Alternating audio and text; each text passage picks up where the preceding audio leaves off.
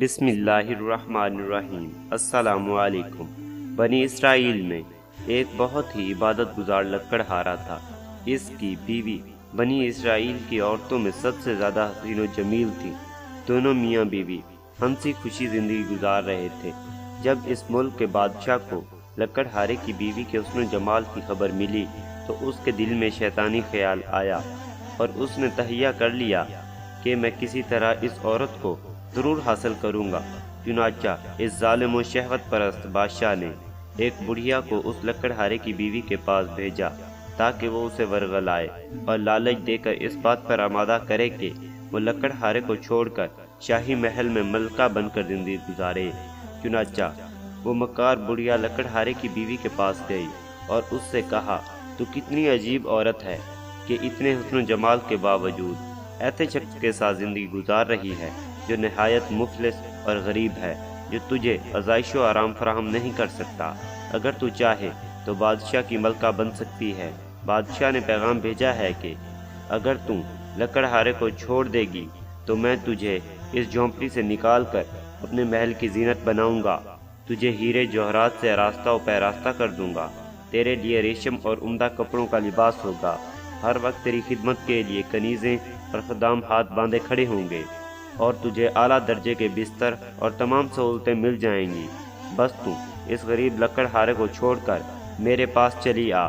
جب اس عورت نے یہ باتیں سنی تو لالچ میں آ گئی اور اس کی نظروں میں بلند و بالا محلات اور اس کی آزمائش گھومنے لگی۔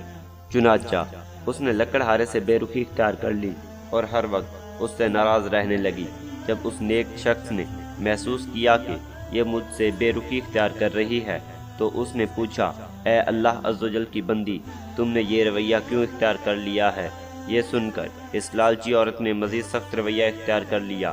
بالآخر لکڑہارے نے مجبوراً اس حسین و جمیل بے وفا لالچی عورت کو طلاق دے دی۔ وہ خوشی خوشی بادشاہ کے پاس پہنچی۔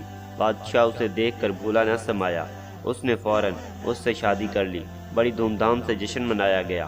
پھر جب بادشاہ اپنی نئی دلہن کے پاس حجرہ عرسی میں پہنچا اور پردہ ہٹایا تو یکدم بادشاہ بھی اندھا ہو گیا اور وہ عورت بھی اندھی ہو گئی۔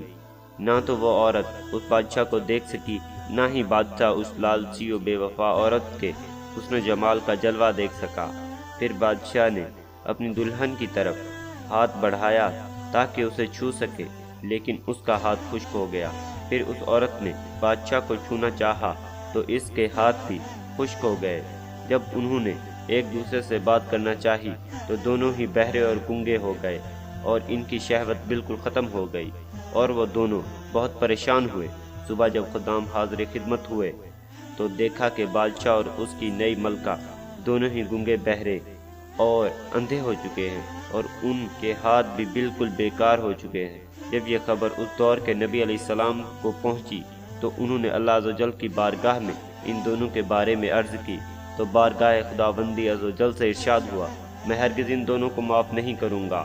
کیا انہوں نے یہ گمان کر لیا کہ جو حرکت انہوں نے لکڑہارے کے ساتھ کی میں اس سے بے خبر ہوں؟ اے ہمارے اللہ عز و جل، ہمیں اپنے عذاب سے محفوظ رکھ اور ہمیں دنیا اور عورت کے فتنے سے محفوظ رکھ، ہماری خطاؤں کو اپنے فضل و کرم سے محفوظ فرما، آمین یا رب العالمین۔ جزاک اللہ۔